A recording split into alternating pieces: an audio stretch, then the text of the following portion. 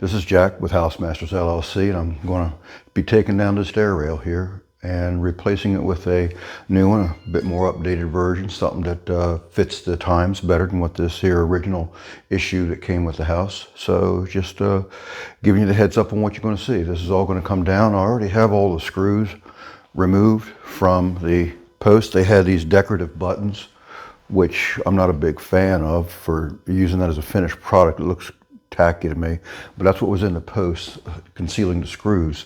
There's Phillips head screws in behind them, so I'm going to go ahead and start popping those out and just see how easy it is to demo this handrail. I imagine there's some hidden connectors in there, if not at least toe screws. It's going to make it a little bit of a trial to get apart, but I'm going to take this one down over here first. Start with this Newel post right here at the base, and I've already got those screw caps off.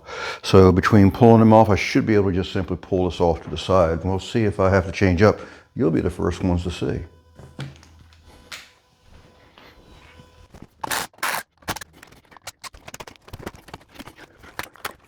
It's a little more contrary than what I expected. I figured those two screws, I'm glad it's not glued. But I wasn't expecting it to be. I'm going to be gluing the new Newel post back in. And there was a little glue. There's some mighty fine 4-inch screws in there.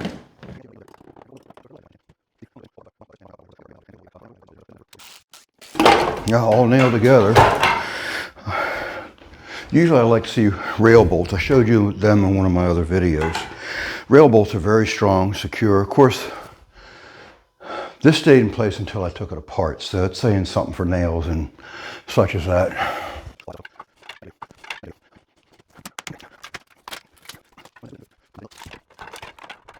That came off very nicely.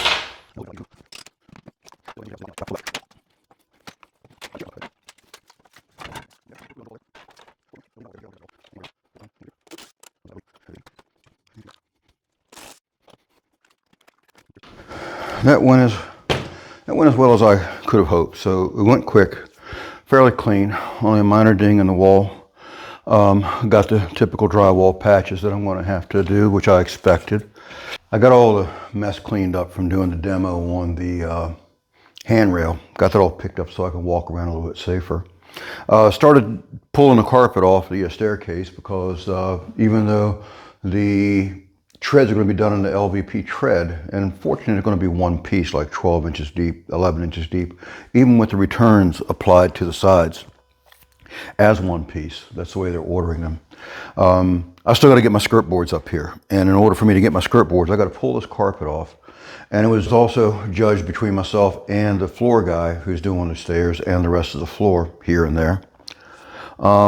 That it'd be best for me to go ahead and set the riser boards as well. So at first I was just going to strip off the edge of the stairs, but now I'm going to strip the whole stairs so I can get the riser boards in the right time and keep this also safe to walk up and down on, because doing just a partial pull or whatever, anyway, it's just better for me to go ahead and pull the whole thing off anyway at this point in time.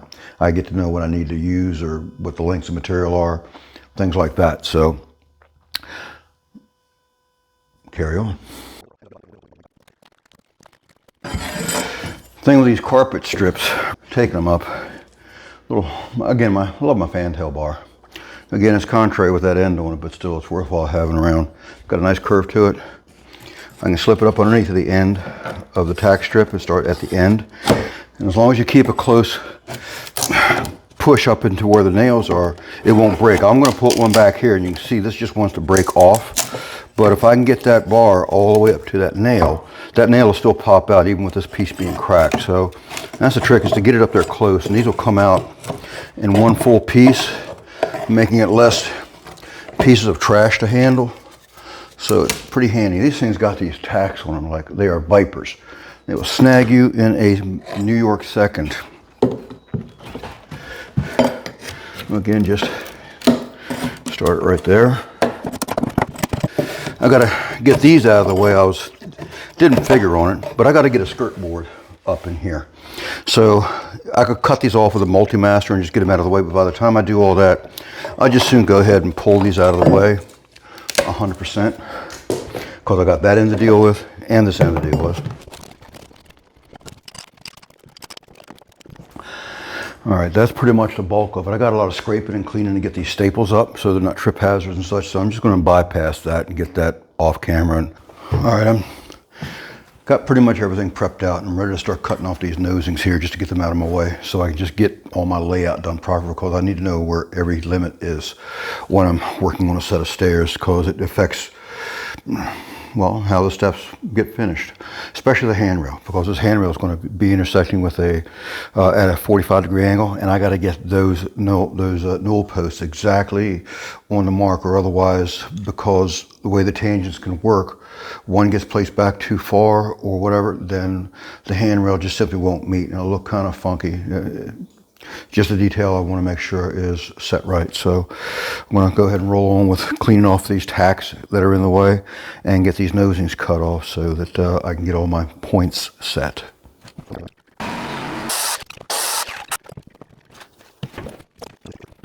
Wander off the line a little bit right here.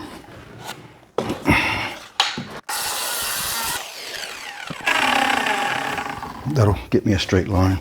The riser board is going to cover up all of this, all the way up to the top of this tread, so that way when the vinyl treads come over, it'll cover the riser board and not leave this end exposed, especially down here where these are thicker. Typically the bull noses, the tread edges that are bull nosed, only cover up to about 3/4 of an inch thick on the LVP material. So this is an inch thick, so I got to make sure that riser board that I put on covers at least up to near here. Also gives good support. It plays as part of the support for the actual tread material as well. So I need to get that a nice clean shot all the way up through there. And these stick out 3/8 of an inch, so I got to cut that off as well as the risers here. On the sides here, I'm going to put a skirt board, so that's going to follow the level and the plumb cut with the bottom bevel edged, not bevel edge, but anyway, it's going to be out of a piece of 1x10 that follows the run of the stairs here, the slope of the stairs, and cut to conform with this. So just like I did on the other set of stairs, the white oak set of stairs, it's going to be a painted side here and then a painted riser board meeting with a 45-degree bevel at the corner here. So got to get all this cleared off. All this damage will be cleaned up by the covering of that piece of 1x. And like I did on the other one, I had to block it out. But here I have drywall, which will work as a great finish because I got all my support up there. The drywall will help keep the plane of the skirt board plumb, and it's a built-in help. It's inherent with a lot of the builds. The vertical cuts here on this riser board, the rough riser board, which I'll cover up with new. That's a little bit on the contrary side and time consuming to cut this with my oscillating saw, and I can't get it with a skill saw, so I'm just going to go ahead and make a fast little cut. Again, any scratching that you see here is going to be covered up. I got all these loads of staples too, which is going to just dull whatever I put in there. But this is a carbide blade on my Sawzall. Not a Sawzall, it's a reciprocating saw. Sawzall's brand specific.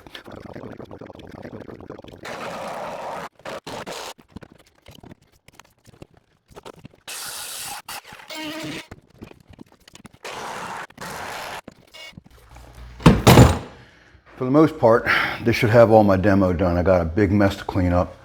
So I'll give everything swept up. I'm gonna use a shop vac to get this place clean because it's looking pretty bad for all the sawing that I just done. Get the stairs so that they're safe to walk on after I get that top tread tacked back down with some staples, because there's carpet up there that nobody needs to catch on their toe. So I'm gonna pause the camera for this for the time being and catch you up on the back side of this. I got my layout done, and I got my first cut made from a newel post. It's going to go here on the corner at the transition from the open rise steps to the curb steps that's going to happen over on this half. So I got the newel post situated so to break up the tread coming across here, or more importantly, the landing nosing up here will have a way to terminate to the side of the newel post. That nosing is going to stick out 1 3/4 beyond the face of this wall right here. With the post sticking out 1 3/4 beyond the face of this, that way this nosing coming in here will die in behind that and not have to wrap and return, which would be difficult to do that because I'm not going to have a landing nosing on this portion over here. it will be just going to a curb, which will be a 2-inch piece here that finishes off and goes all the way around and goes down and finishes off up against the wall over there to that half newel that I'm going to use to cover up that old blank spot that's on that wall.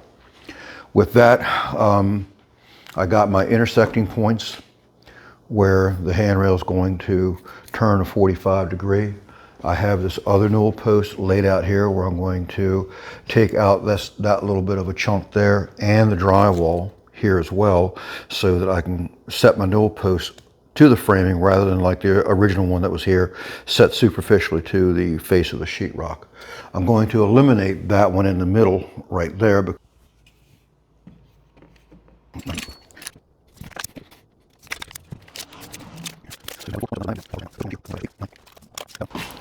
And I'm going to take some time to cut these newel posts that sit here. I know that they're going to be 48 inches long.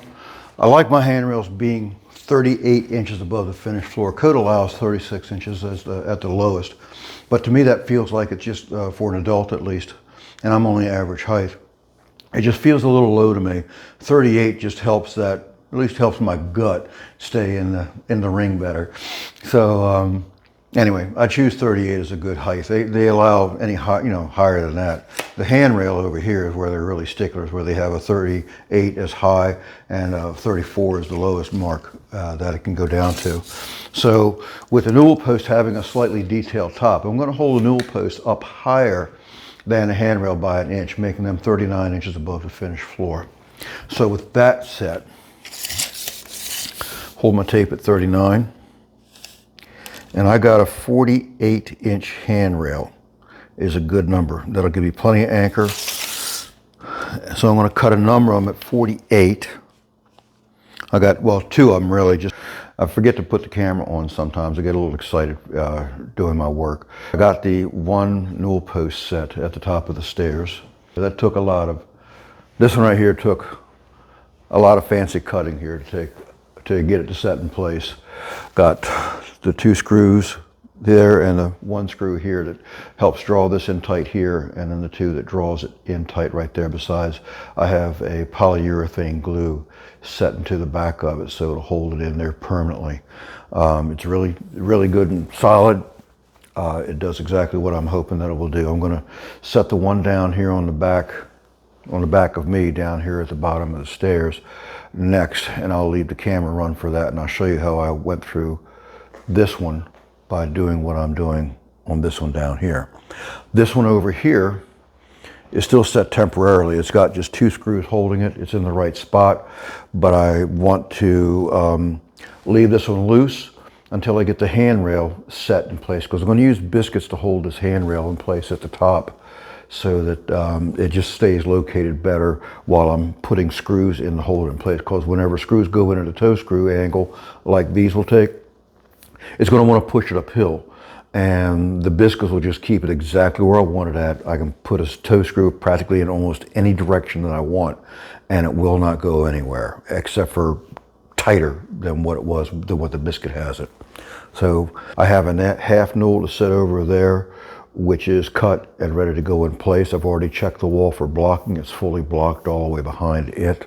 Setting this newel post here on this corner, since there's a angle involved, depending on where I put the newel post, that handrail is going to either hit the post high or low, and I don't want it to just hit randomly in any spot. I want the handrail to engage the newel post in the same respect that I have the ones up on the upper level up here.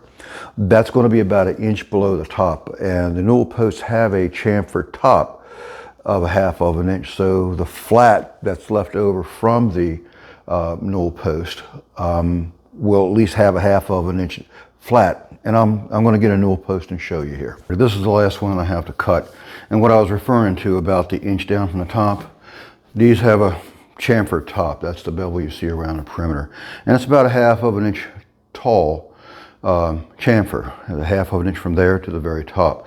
And I like keeping my handrail somewhere around 1 inch from below the top, and it can vary. I mean, it depends on you know, how I feel at the time, really. But for the most part, I'm going to try to get the handrail about a 1/2 of an inch down from this top edge, because it's a 2 3/4 inch wide handrail going in with a 3-inch newel post. So to keep that margin narrow, along with the 1/8 inch margins on either side, that hopefully keeps it into somewhat of a proportion. But that's where I want the angled handrail to come into, at about that same 1/2 of an inch below, because that's what I'm setting up the upper ones for. So to do that, I'm going to make up a temporary newel post just out of a couple of sticks and screw them in place to mimic the newel post. So I'm going to have another stick here at an angle to mimic the handrail, so that where it intersects that temporary, that fake newel post, that stick that I'm going to use, I can get my 38 inches maximum down to 34 inches minimum on the height of the handrail above these nosings here. Okay, these are the sticks that I was talking about using to mimic the newel post. I have this edge of this stick piece of lattice mimicking the back edge of the post. The post is going to set forward of this, but because I don't have anything really at the bottom to screw to, this is my best spot to screw this to. So I'm going to make sure that I get my 38 inches above the nosings at this point, but getting it level is a good start. That way I can plumb on up with, well, it's already plumbed, but that way I can measure on up my 38 inches to 34 to 38 inches and get that region that I need to have this handrail come into this post at. And that way I can get the length of my post. The nose is going to be out here at about another 1 3/4 inches. So what I'm going to do is straight edge across the top of these with this piece.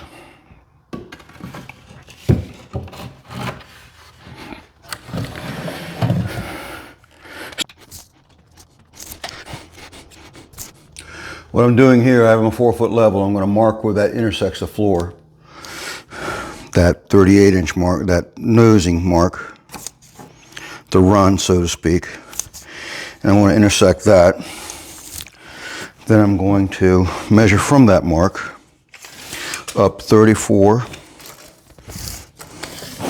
and 38.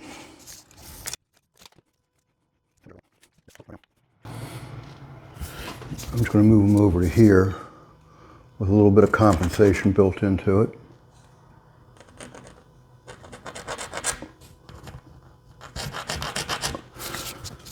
That should roughly get me where I need to be at. So with that in mind, I can start with a 46-inch tall newel post down here. And that should get me what I need to get that 38 inch, no more than 38 inches. This should be a little low as a rule, but if it winds up at 38, 37, not a problem. If it winds up being 36, again, like I said, I can go as low as 34. And I can even cut the post if I wind up finding out that it's too high. I can always cut it shorter, but I certainly can't cut it longer. Oh my, that's pretty good.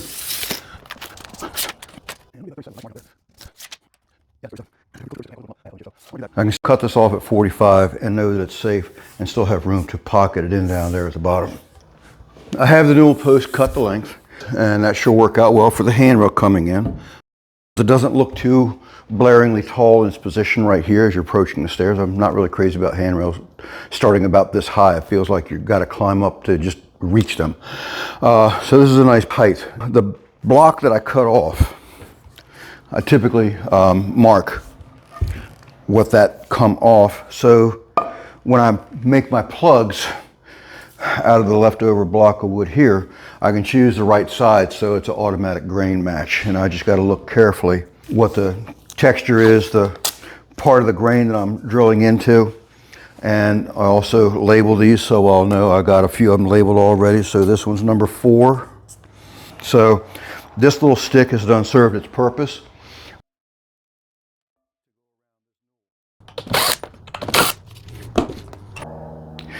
Here's a close-up of what I'm doing. This is where the newel is going to come back to here, but this is it's going to actually set in this corner. So I'm going to cut out this corner, but because there's like barely no material here to attach to, I'm going to take this riser board that is coming off the face like so. That line back here is where I was going to cut it off, but I'm going to leave this intact 100% because this is going to act like a tenon when I cut this width. When I cut this width out of the newel post, I'm going to remove the rest of this block. You can see I got the carriages are actually all the way back here.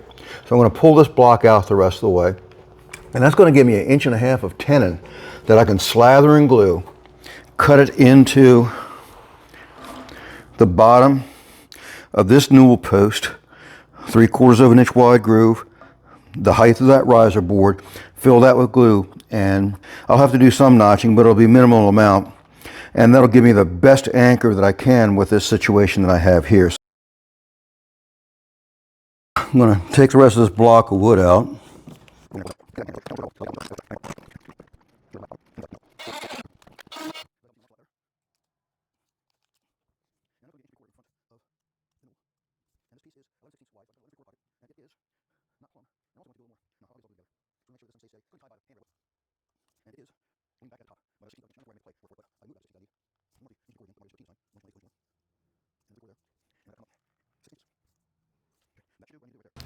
I'm going to take this on my table saw, make some cuts. Maybe even I can do that with a skill saw, because I got to cut it at a slight angle. My table saw doesn't like doing that because the fence, well, you know, table saws, they're like that. All right, I have the first pocket cut, and it's just the first rough draft, so to speak. The piece here that I'm mortising it into is got a cup to it, so it's jamming on there. It doesn't want to just slide on there. And what I'm doing here is just to make sure that it's going to go in the direction that it needs to. I'm going to drop it down the rest of the way if I have even the playroom to do that, and see how it leans.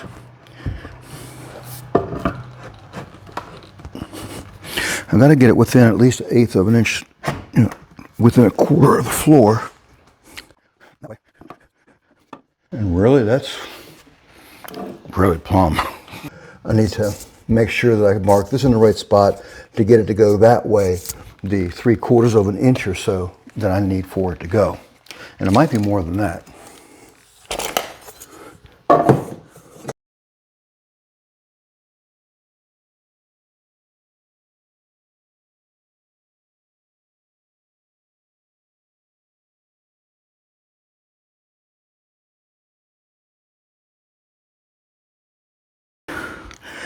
And I can take a little bit out of this right here to help get past that curve, and that'll make it easier to slip on. Hopefully it'll fit a little bit better than what it did, because I also made some room for the other one. Still very tight. It's good on back edge. I have my 1 3/4 that I need in the front. I just needed to get it dropped down low enough so that the flooring, when they put it in, will set in there.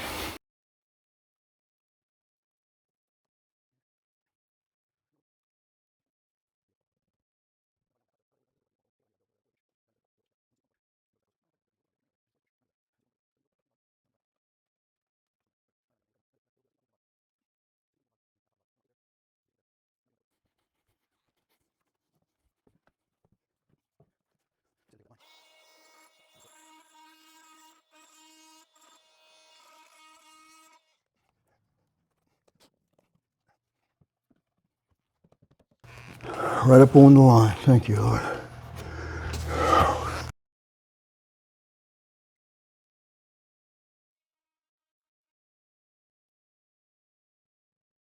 There we go. Now I got the fit that I want. Now, is it square with the run of the stairs? In other words, this post might be twisted this way or that way, and I'll have to either make some adjustments in my cut or how I put my screws in to make sure that this is squared up and I can sight through right now, and I can see this needs to twist around. This side needs to come around this way. So I can shave some off that tenon that I have and make that work. And that's going to be the first way that I go about it, because I'd rather have this be a wedge shape so it gets tighter as it goes in, rather than that being a dovetail shape on the inside where glue has to fall into a larger void. So this will force glue into places that will allow glue to go into bigger places, which is the lesser of the two evils. So I'm going to do what I can to, I might just get my big farrier's file.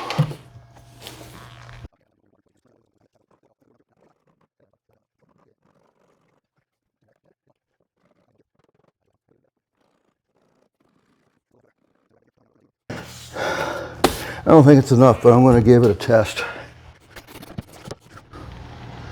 That actually did it. What I'm doing, how I'm sorting out whether this is lining up square with the run of the stairs. I'm actually using the side of this post here. I'll show you on this side. Using the side of this post here to gun sight it, I call it, where I look straight up the side of this post and see how well it lines up with the post up there. And so it needs to come around a little bit, but that's, see, I can actually overcorrect it. I can actually see it going off that way. When it wants to rest, it wants to go that way. That tells me I can put the screws in the right spot down here at the bottom, and it'll help draw it around where it needs to be. Another way of looking at it is find yourself a nice straight piece of material, like so, and then use that as a gun sight. Again, just my term. And put that on the side of the post, so that gives you a nice long straight edge to look at, and that way you can use that instead of just your naked eye to use as a guide, and that's like smack dead on with that other post up there. So the last thing I need to do is just to confirm that my handrail is going to be the right height, so if I need to cut it down, then I can cut it down and deepen my depth, you know, change the depth of my cuts and stuff. But I got an idea that's going to be really well within reason of that 34 to 38 inch mark, and it's going to probably fall around somewhere around 37 inches. And that's nice because it'll tie in well up there also. So I'm kind of tickled about that. Well, this is still rough set. I haven't glued it in place yet, but it's ready to. I just wanted to double check everything to make sure I hadn't made some horrendous mistake. And I can't say I've come close to it because I gave myself a lot of grace by taking the, hopefully what would be the high mark of the post at 37 inches, you know, 38 if that's the way it wound up, but I could always cut it down. I have my tread pieces here that mimic my tread, where the bull nose is going to be right here. Same thing down here behind the post where you don't see it. But this represents the run of the nosings, which code looks at for the height of the handrail by. So that handrail has to be anywhere from 34 to 38 inches above the bottom of this run where the nosings touch at, where these will touch. It is up there mimicked already. But when I measured it, I was much surprised to find out that I was at 34 and a half to my ideal position on this. Again, within code, but a bit different than what I was expecting it to be. I was hopefully going to be somewhere around 36. That's my personal preference. It usually is a bit of a discrepancy up at the top, just by the way the nature of the posts are and the way they're positioned, because when a post goes in or out, that changes the height or the relationship of the handrail to the post. That one I have to have 1 3/4 inches beyond the face of that riser up there, just like I have this one 1 3/4 inches beyond the face of this riser, so that the stair nosings act right around it. So I'm good to go with this. I'm going to go ahead and punch some counter bores to let the screws go in. I'm going to mount it in place first without no adhesive whatsoever to make sure I can screw it in place and get the right adjustment on the twist of the post. Remember, this thing was twisted a little bit going the wrong way. Now I have it so it can be adjusted some, but make sure I can get those set in place proper, plumb in both directions, and also in line with the run of the stairs. So just so it makes it easier to run the handrail is what that does. And because these little discrepancies here and there, nobody really notices it. I've seen some that are out really bad when you get up and look at it really close, but I like really shooting for perfection when I can, because sometimes things just go wrong and you get it set and there's glue involved and you can't take it apart. So if there is a small discrepancy, then it's at least a minor one. And that's my mindset. Shoot for perfection, and you try to get it together. And again, as soon as glue or other outside circumstances get involved, it always changes, but it gets you there within, you have a really, really nice looking product. Again, may not be perfect. Only the good Lord's perfect. So if I can get that close enough to where it's going to be like outstanding, that's the big trick right there.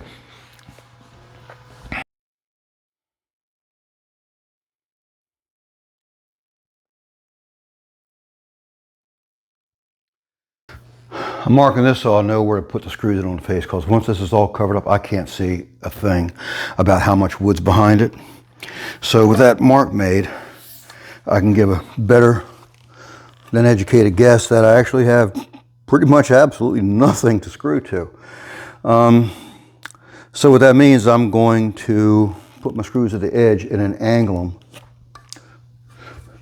My wood stops about, well, really right there where that shows. I should have realized that. But I'm going to have to angle the screw so it comes on out at an angle. Like I'm going to have it come out near the outside face, but I'm going to have it enter in a little bit farther so it has a bit more wood to grab through. Again, the glue is going to get a hold of it and it's not going to let it move, but I want to make sure I get the screws to do what I want it to do first and then let the glue do its job. What I've been meaning to do with this Forstner bit and this drill guide was to get the plugs in dead square to the face of the material and cut the plugs that'll go in these holes exactly with the same process to make sure that everything goes in square, because whenever I freehand stuff with best intentions, I always find out that there's always a little angle off one way or the other, and when I put the plugs in, they will not line up dead absolute flush. And because this is all pre-finished, I really need for this to be dead absolute flush, and this is about the best way I can ensure that that will happen. Now ideally, if I did everything right, I put those two screws in, it should twist it around and draw everything in the plumb in both directions. And I also have a little bit of a slot built into it, which the glue will take up, but it will also allow me to have a shim place there if I need to help finesse this in the rest of the way. But let's just see exactly what this does.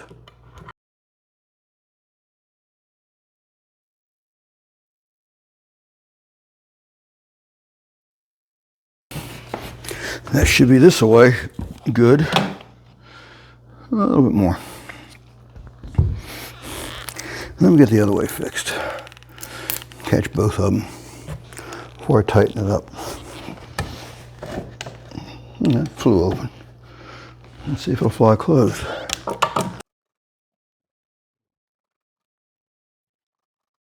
I might have to carve a little bit more out the top, but we will see. Let me get my stick out of the way here.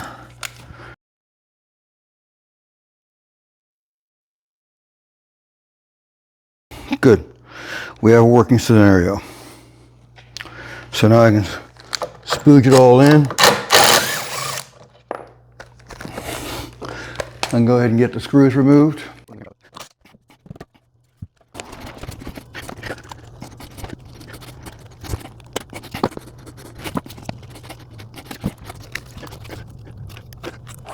All the shims are in place. I got good glue in the pocket. It should ooze out fairly well. Hopefully not too much has been built up on the inside, because there's what's things called hydraulic pressure, and if you get too much fluid into a confined space, it doesn't want to move out. So hopefully there's enough in there to fill the voids with minimal issues of trying to get it to squeeze into the places where it needs to go. And I'm getting plenty of ooze. Good, there it is. It's up in there.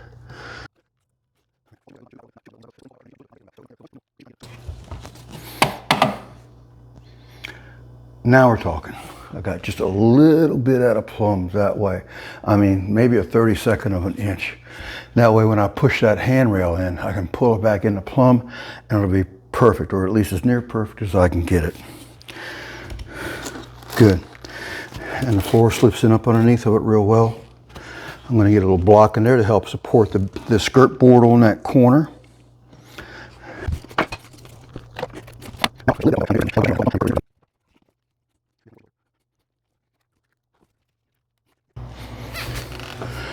All right. I'm going to leave this be. I'm going to give this just one last check, because once it's all said and done, stranger things have happened, and I could swear that I had that all plumb and good to go and not a twist in it, and then come back later after the glue is set and that sucker's moved somehow or another. So one last final check. And that is still gorgeous there. I'm going to give that a little nudge that way. It's still good there. And I still have that, I mean, it's practically dead plumb, but it's just favoring just which way. Make sure I'm saying this right. Yeah, it's favoring just that way.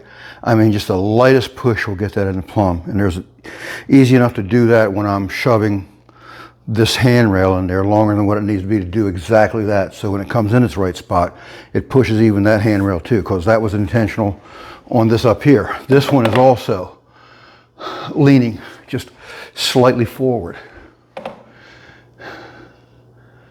Yes, so when I get that handrail in there, it'll push on this one a little bit, push on that one in, I get that thing locked in there.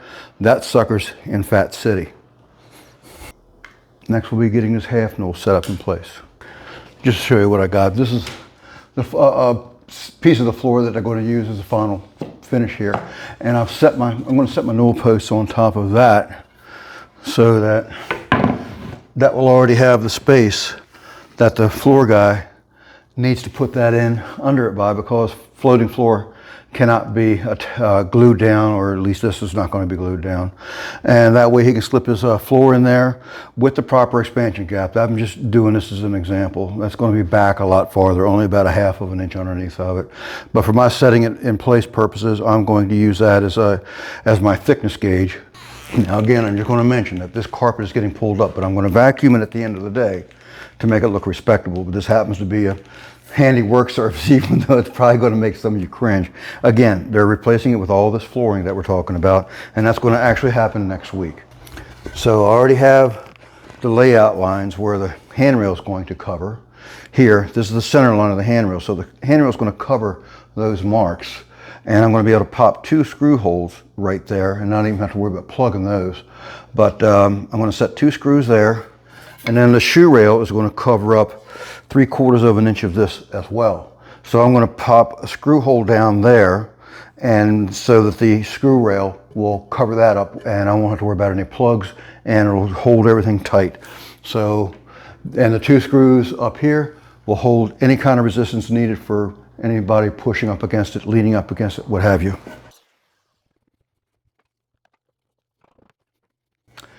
I guess this could have been a handy work surface too. I could have done that right here as well as on the carpet, but anyway, pardon my thought process sometimes.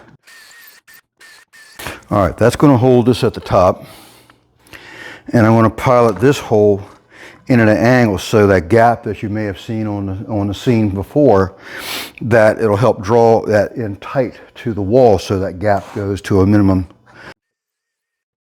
We're good to go with that.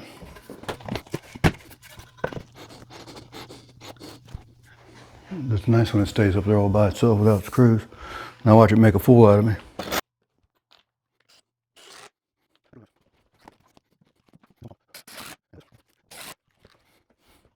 I'm going to put a filler in underneath of the shoe rail, so that the top of the filler will be flush with the top of this floor here. That way there'll be a space provided under the shoe rail, so the floor guy can slide his material up underneath of it, and that'll give a clean finish without any shoe mold being needed. So I got the shoe rail cut the length that's going to go in this larger space.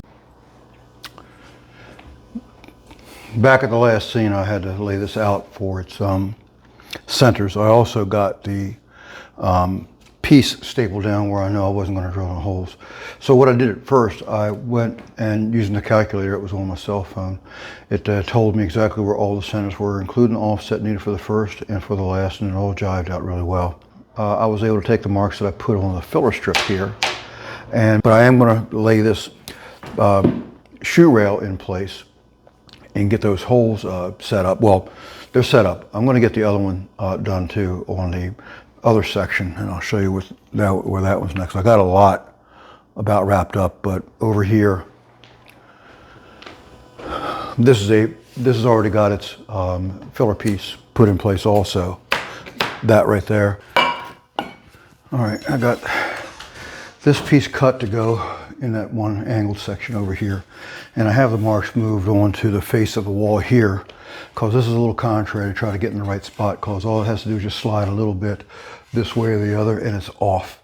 So if I move the marks here from a known center line where the balusters are going to be, I can get exactly what I need with my marks right here on the face of this wall, and I can simply move them up on top after this is fastened in place. And this will also let me know where not to nail it at also. So I got this one already cut to my length that I need to make that turn on that 45-degree angle that matches this handrail here. So I'm going to next finish off that other piece there. I'm going to go ahead and get this nailed down as with the other one, so I can get this one last piece put in place, or cut to be put in place over here. Then I can just drill everything. Good, looks straight.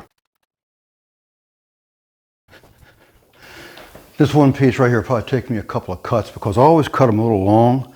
And I know this post somehow, even though it looked like it was square across this face here, is off according to this wall. And it might be the way this wall is framed or whatever, but I'm going to follow the wall. So I got to compensate this cut. And I've already done that with what I knew I needed to do with this piece of handrail. So I'm giving it its first cut, and I'm going to go ahead and work it in to see if I can get this thing to meet nice here and nice there at the same time without no gaps. And my angles are almost spot on. So I just got to lose about another 1/8 of an inch, and that should bring it to where those 2 points meet. This piece should drop in there now, and I'm going to glue this together, even though it shouldn't get a whole lot of pressure, but my layout ended up happening to where I have to put a baluster right on this line, right where it breaks at. So I want to glue these together. So Lord willing, they'll stay together when I pop that hole in there, and they won't open up. Hopefully the glue will help that, keep that from happening.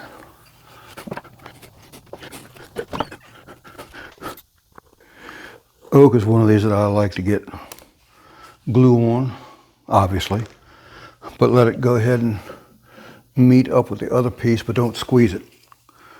Because this wood just soaks up so much water. It's like a handful of straws compared to other. I mean, look at how that glue is already soaking into that end grain right there. You can see it's heavy where the non-vascular material is, and it's just like soaking it in. So I make sure this sets a pretty good length of time. You know, anyway, at least a couple of minutes.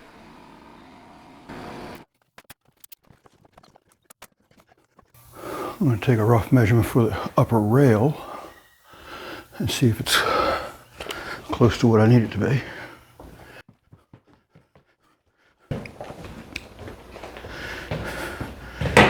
I got this thing cut preliminarily. I've already tried it once, and I found I had a small correction to make. Of course, it was too long, and I squeezed it in by not much, probably about a 1/16. But now that just slips right in there.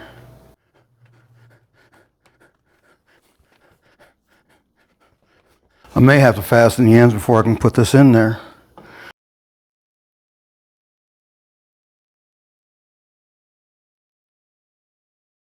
My plan is to set the biscuit joiner up so I can plunge cut the face of those balusters up there, as well as the ends of the rails, so they'll be kept in place by the biscuits. But again, I might have mentioned it before, but this way I can run screws in there and the biscuits will keep it steady, and they will be glued. I might not even need the screws, but I want to make sure that they draw tight, and the screws will allow me to do that. So I'm going to set this where it's the center of the thickness of the handrail.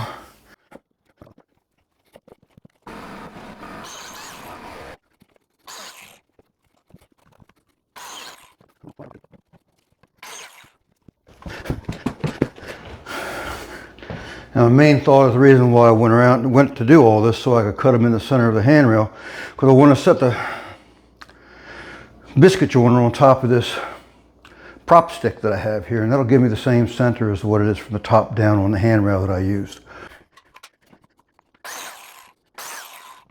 Now, the Newel post over here is not glued in yet. I've been waiting for to get this handrail in so I can put the glue in behind that and get this thing in place. So that's the big thing there. So let's get some screws ready to glue this thing up. And hopefully my idea doesn't cause me grief.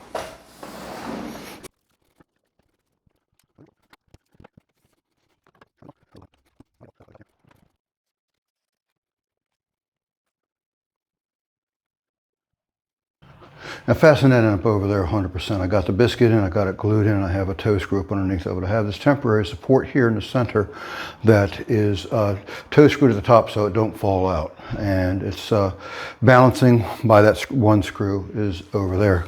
That way I can pull this one out 100% and get some glue in behind it. And looks like it's working. Okay, a little glue, a little dab-a-do-ya. Now before I commit this screw, I got to get some glue up inside of that so I can pull it away still while it's easy. And that's gorgeous right there. Right there.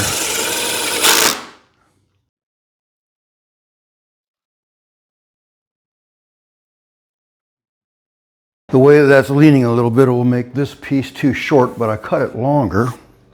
So just in case something like this needs to go on. And that's not bad, boss. That's not bad. Wow. I can cut about 1/16 of an inch off of this and say that'll be good.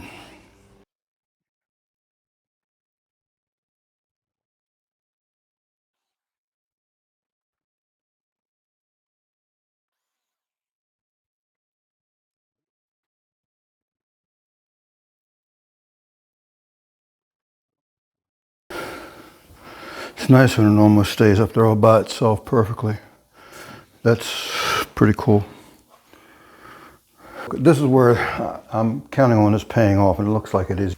Setting these screws in a toe screw, especially on this splayed angle right here, where this is coming in at a 45-degree angle to this post up here, that's a bear. That's a real trick trying to get those together and not go crazy drawing in a different way that I want it to go. So with the biscuits in place, as you can see, it's practically holding its own self in there.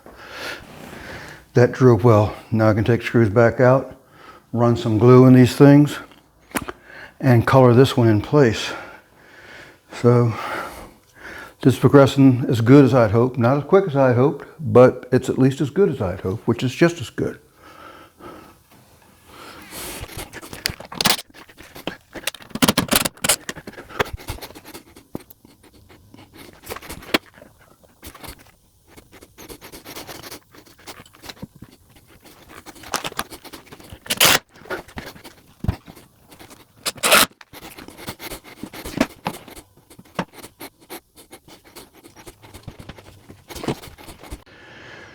Well, I thought I had the camera rolling when I was nailing this down or stapling it down, but I got the 2 treads done, evidently off camera. But anyway, this one's been glued down with PL because it needs it, because it's a thinner material. It'll help get past some of the bridging of the gaps and stuff like that. But I got it peppered with 5/8 staples as well, and that'll hold it until the PL gets a hold of, cures and sets and keeps it down.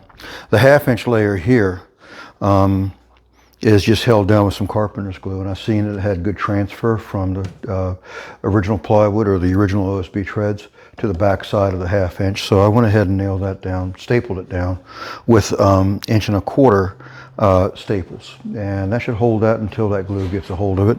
And it's really loaded up. I mean, I nailed them up so that there's no reason for it to come loose. You can see they're like about every 3 inches apart, 2 inches apart, all over the place. Same thing with the 1/4 inch piece. It's got a lot of them in there. Now I'm to the 3/4 inch plywood now. The 3/4 inch plywood's a lot thicker material, and that's good for a subfloor all by itself, let alone a second layer over top of other material. So with that, I'm just going to put that down with 2-inch screws. I could just simply nail it down if it was over joist, or I could screw it down over top of joist, but since I'm going over top of, again, another surface that's already solidly fastened, I'm going to run some 2-inch screws through this in a fairly tight pattern as well, just to make sure this stays, so that when the man who does the floors and the treads, this will stay in place very, very well for him to glue his material to.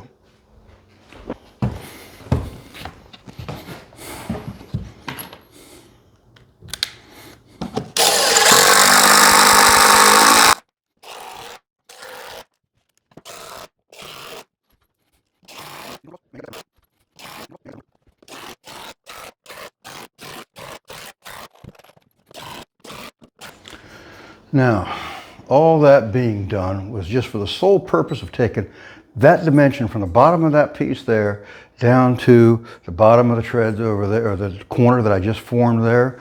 Same thing with the bottom one as well. So now I have something to work with. Okay, I have to the bottom of this, as before, I got 27.5 inches to the bottom of this piece here.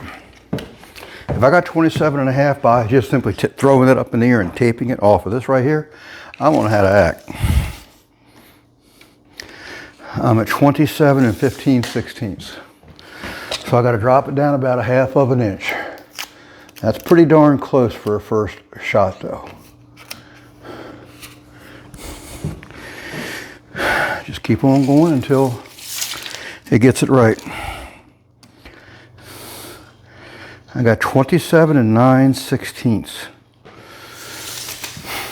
That ain't bad.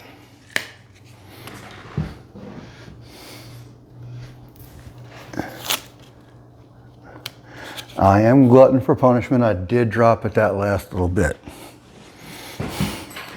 But what that'll do is give me an exact measure for the length of my handrail here. So now the only thing I got to do is, and I'm still only going to be able to get a rough measure because the tip of this tape is square. I'm all by myself. And if I can get this to, oh, duh.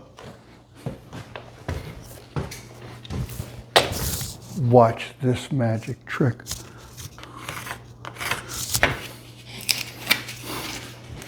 I don't know if that was on camera, but I just simply marked the top of the post, which gave me the angle. Gave me the angle, my length, everything I need to cut that handrail in place. And I'm going to cut it a little bit long. Remember, that post was leaning a little bit away into each other. So that way, if I cut it a little bit long, I can get them to spread. It'll be a nice snug fit. And that way, I don't have to worry about the joints opening up while I'm trying to run screws into them. So let's see if it really works that way.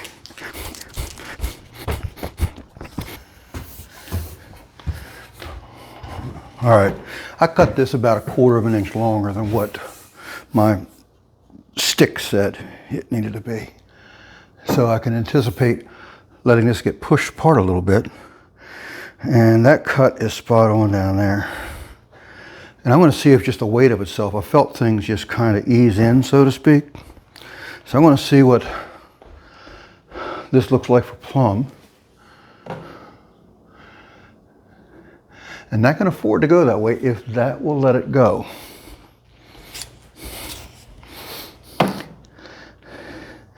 And this also can afford to go this way a little bit. So if that length is bigger, like I had 27.5 inches here, if I got 27 3/4 there, that means I can push that down and spread these out like I'm hoping to do.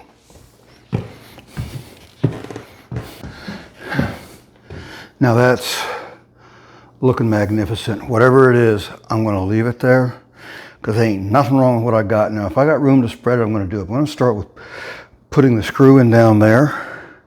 And I'm just going to do a bunch of pins at the top here. That's the way the other handrail was. And you know, that stayed there until I took it apart.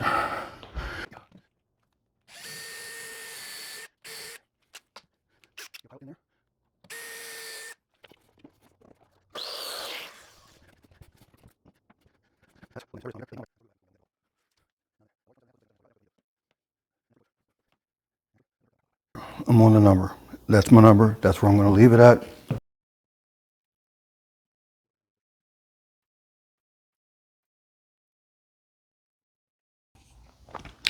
I've got all the handrails set, and I've actually started the skirt board there before I realize I haven't been recording anything. I have to wait on these baluster locations here until these treads get in place. I've already got them bumped up to where I have a nice 7.5-inch rise on all these risers here, on all these treads that is, so that when this 1/2-inch material gets put on top of this, I'll still have a half of it. This just mimics that 1/2-inch material because I got to make it pick up with the floor over here on this side, because there is this transition between the carpet and the laminate floor sheet goods on this side. You can see there's a 1/2 inch they're going to have to deal with on this side as well. So when this comes up to 1/2 inch over here, that's what this block is mimicking. And I raised up all these to make that 7.5 inches all the way through, all the way down the whole run, down to the base of the floor. Now, what I've gotten done here also is again, I already showed you this, but there's the baluster marks where I just got to move these up onto the top and drill these for the balusters. These over here I've already gotten marked with magic marker. I just got to crosshair it and drill all those through the way they've been confirmed for the dimensions. I have the various repairs made. That material is dry. I can sand that and texture that to match the wall here at all locations as well. Now next what I'm doing is setting up the skirt board for its marks. I've already scribed it in twice to get that to meet proper. It's got a little hairline gap at the top, but I'm still not done with it yet. And this is interfacing with the post the way I want it to. It's down there, not hanging down below. It's a good line. I have my tips full so that when I get a miter out here, the nosing where it drops down over top of it will cover that corner very nicely. As I mentioned before, I already have my marks started on the back side. I'm going to finish these marks off up to the top. And I only got a couple more to set, but I am going to plumb these risers in because this is a set of stairs that's been in place for, I don't know, decades possibly, maybe 10 years, maybe only 10 years. When the wood shrinks, it has more of a slope than what it first had. These have about 1/4 inch pitch to it, and there's not a whole lot I'm going to do with that. These have lean back to them now rather than being plumb on the face. And that one I can correct a little. Not a lot, but I can correct a little. I don't think it's going to take a whole lot to fix it.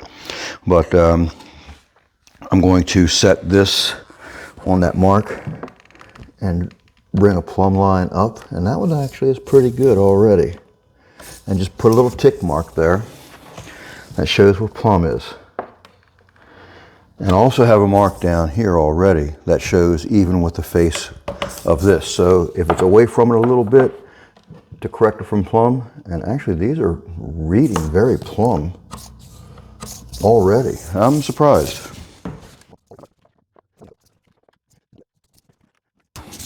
And that's ready for to receive its final cuts.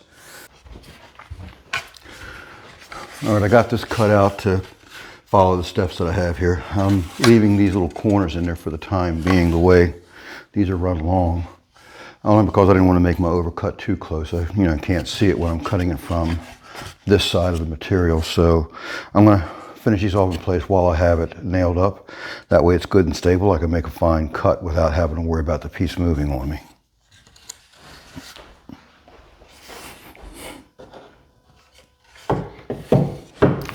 And when this drops in and meets this face and meets that, that should be all it needs. Everything will be already, looks like we actually got one tread that's a little bit above. I'm going to have to recut that because all the other ones are right where I want them at. But this one's just a teensy bit high. So I'm going to take it back out, recut it because I shouldn't be able to do that. That's going to make a void underneath of the tread. So I'll be right back.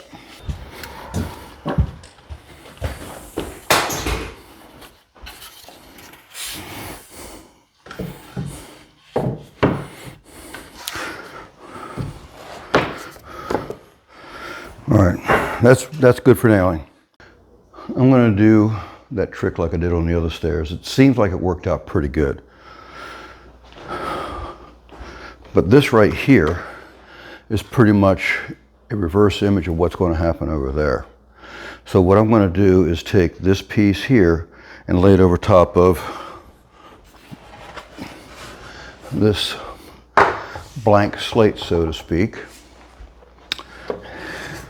And since they're left so that I can get what I need above and enough to extend beyond the wall out there. All right, when I cut this, I got to make sure I have actually an extra tread come down, and so that I can turn the corner with this. So I'm actually on this side, I have a short piece, but at the bottom I got an extra run because this foyer here, this entryway, has an extra step down to it. So I got to make sure that's part of that picture as well.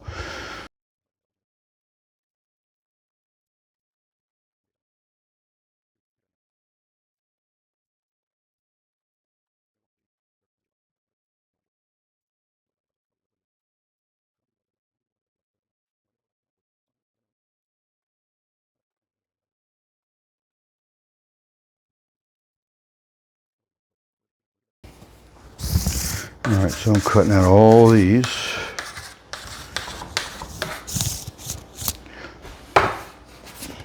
All right, this is the piece that I cut based on that one. And I still got a little bit of cleanup to do, but my oscillating saw can do that. And this is what the whole premise was.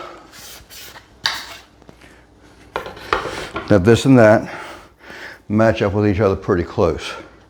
And so far, it's doing fairly good. Probably not the best, but I'm telling you, I think it's going to be a lot easier to reckon with than trying to do all the hit and miss stuff that sometimes goes on.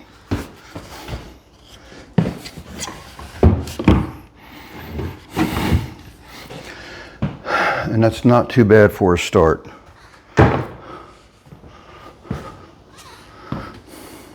See, now I can scribe it and make some of this go away.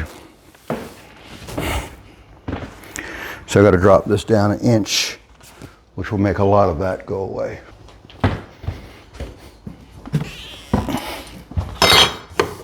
I got to drop this. I cut this side intentionally long here. Let's see, I got about 1 inch of room graduated on up to about nothing at the top. So by the time I cut this off, all these should go down pretty close to where they need to be. And that'll probably take a couple of shots to do.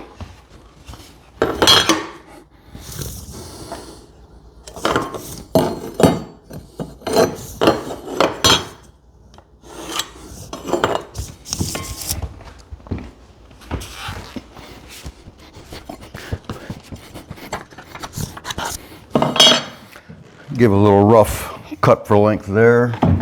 Matter of fact,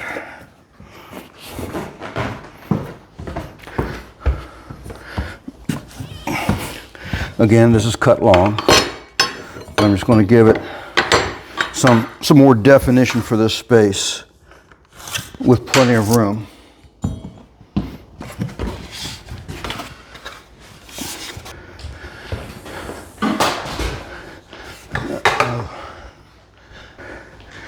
This should start pretty well dropping down in place.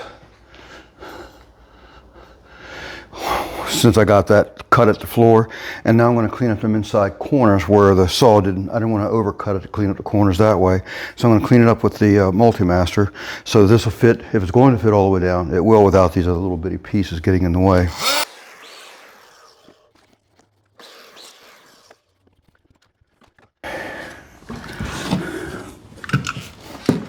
So the riser cuts are all good. And it looks like I need just to cut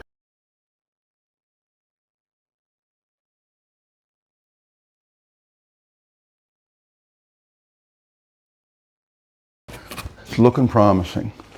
I got it trimmed up. This should be a slight improvement over what was there.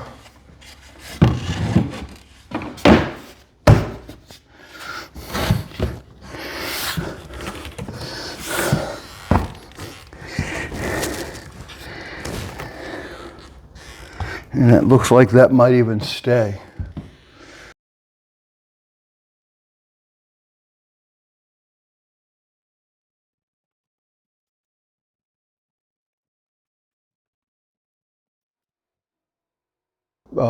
Finished crosshairing the marks that I put for the spacing for the balusters, and I've got a good portion of them ran already, drilled that is.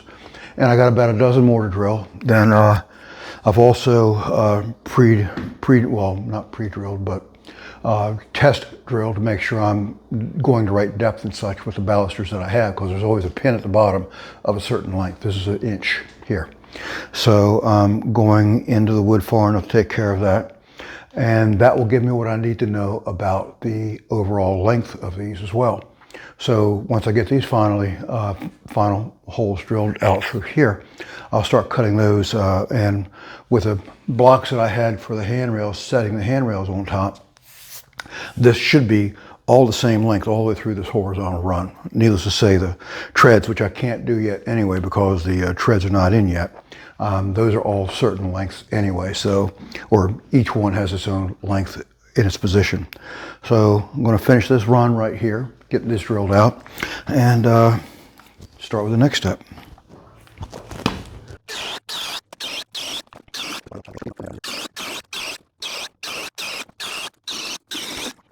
All right, got a major cleanup to do. Everything's all cleaned up from the drilling. I'm ready to start measuring the balusters, and this good old-fashioned folding rule. This is what I like using to measure balusters with. It has a brass extension where to go up inside if there's a hole rather than a track to go into. This will fit up inside there, and between that and extending the tape measure down, setting it on this and running that up, that'll tell you the overall height of the, the overall length from the setting at the bottom here to the top inside the groove. And I know the bottom is going to go into the floor about 1 inch. So I'll come up with this number here and I'll add 1 inch to whatever it is. So I'm going to measure it at each end, not in the middle.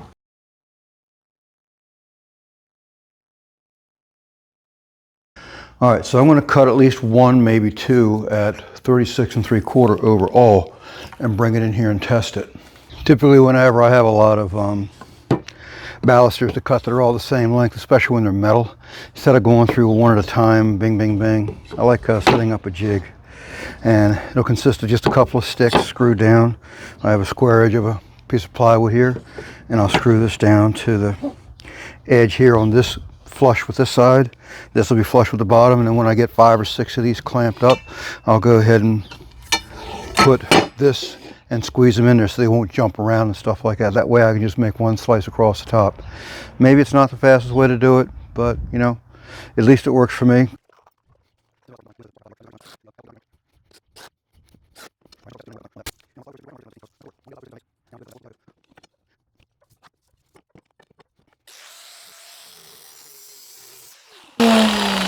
And another good thing before you bring these into a house is to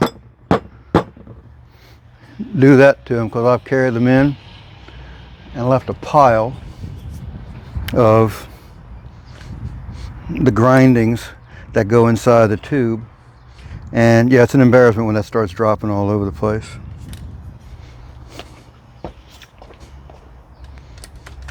And I still got to get rid of this burr that's on the edge. It's rather rough. So I'm going to dress that up a little bit. I'm just going to do that with a grinder. It just has to be a fast knockoff.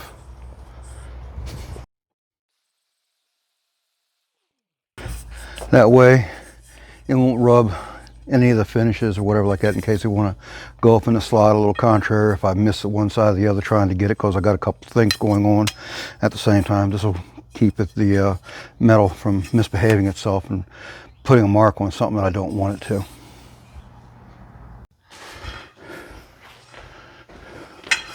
I'm going to find out how well these are going to fit.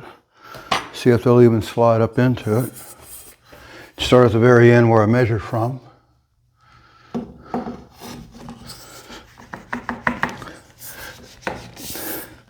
It's a bit of a push. Wow. Surprise, surprise. It's a good fit there.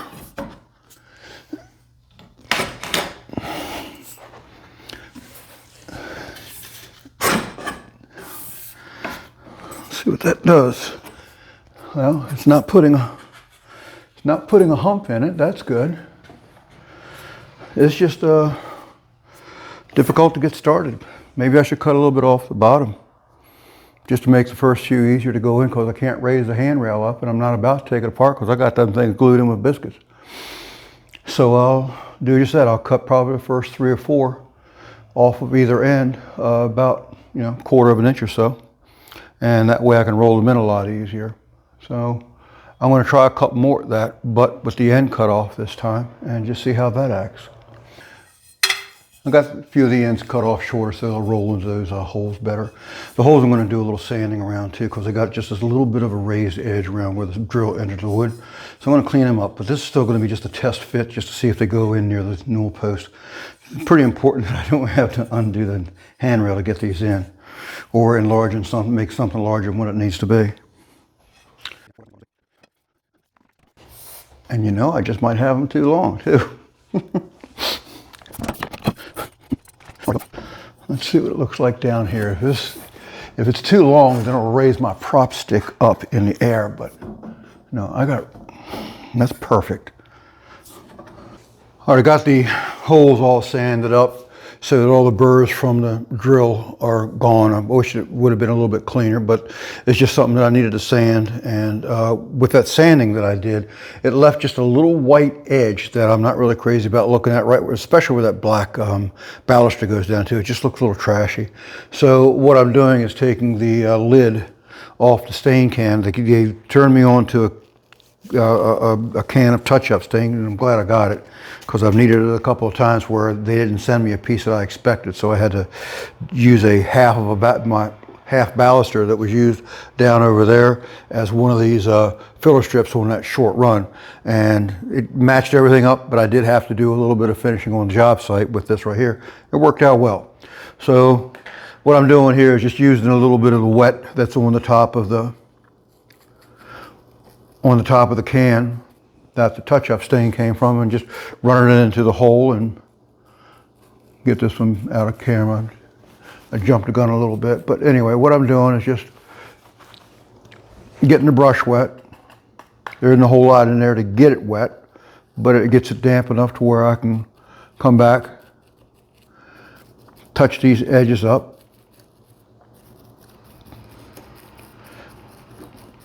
and get rid of that white edge that's actually not a white edge, it's a raw edge. It's where the oak is showing its true color rather than the stain that it's supposed to.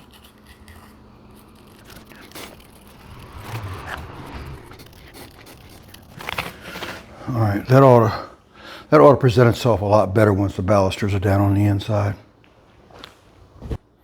Since some of the balusters are a little bit longer than what I was expecting to fit on the ends, I guess that 16th that I added to it, I should not have. It's 36 3/4 after all.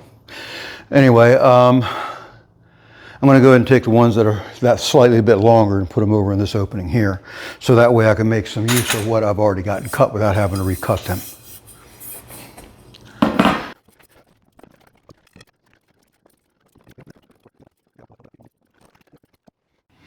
Well, the cutting went along fairly well with my jig that I have out there. Got them cut pretty quickly. I found out that I had to cut the bottoms off also a little bit on practically all of them. It just wasn't that easy to get them in with that inch-long tenon at the bottom. So taking off 1/4 of an inch of that made it a lot easier to roll all these in place, because you can see a few of them that I struggled with them. But I only got just a few more to do now. I have them sitting in the corner, ready to go in place.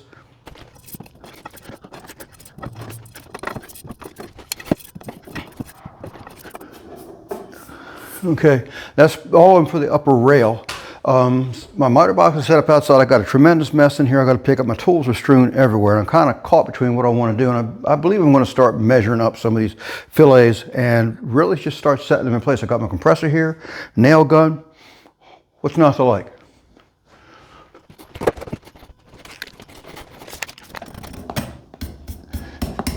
So far it looks like it's 3 3/4, but when you move the bottom, when you move the top, the bottom's going to move slightly with it also. It's a large 3 3/4. We're looking like at an average of about 13/16.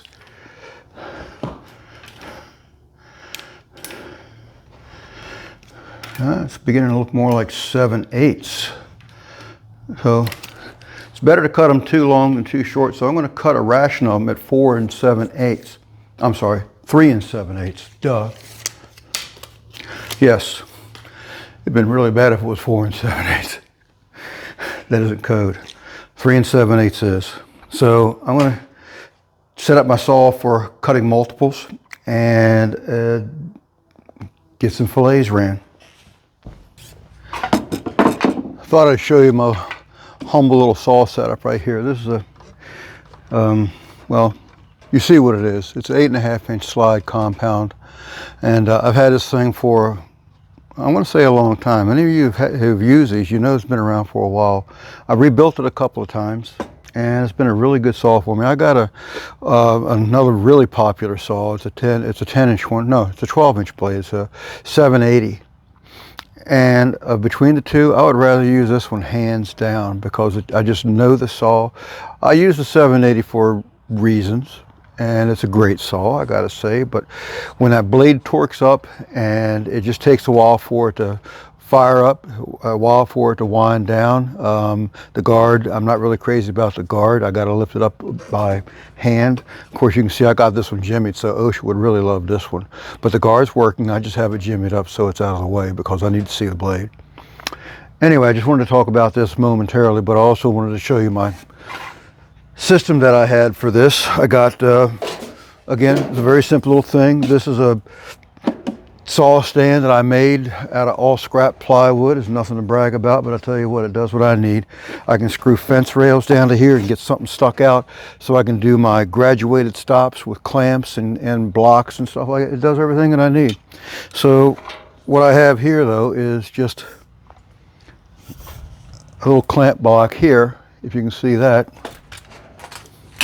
Just a little block clamp to the fence that I have here with a C-clamp, and to keep dust from getting built up into this corner from the sawdust flying when it's doing what it's doing, I have a little 45-degree cut there just so there's room for that sawdust to go and not accumulate in the corner, throwing my measurements off in a way that that I don't need it to be done.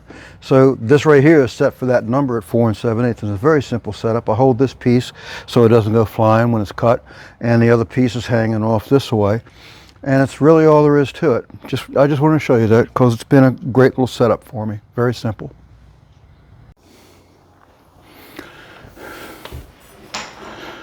And these are the pieces that I cut with that stop block.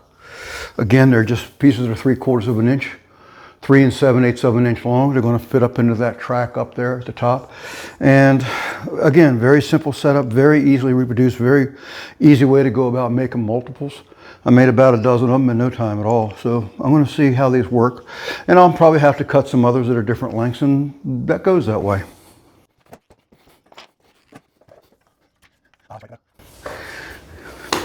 The screw that I set the handrail with, I intentionally left it down so I wasn't crowding the head too much, but I got to make a little relief cut in the back of this piece to get past the screw, the head of the screw. It's sticking down about a 1/16, maybe an 1/8 of an inch. So I'm going to mark that and get that cut, that notched, so it'll go and set flush the way it's supposed to.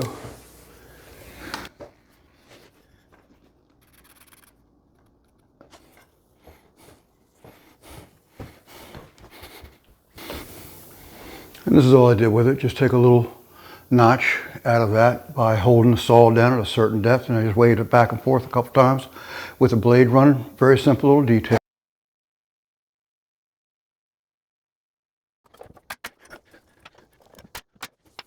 I need my 2-foot level to make sure I stay plumb. Looking very good.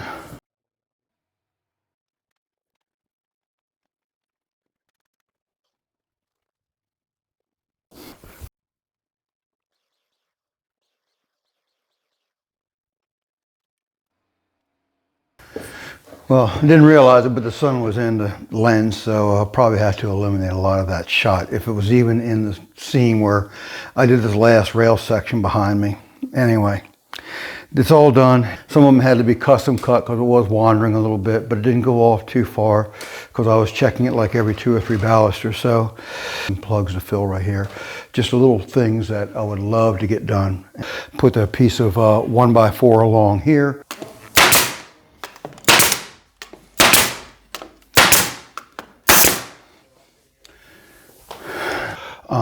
Happy to get this far along.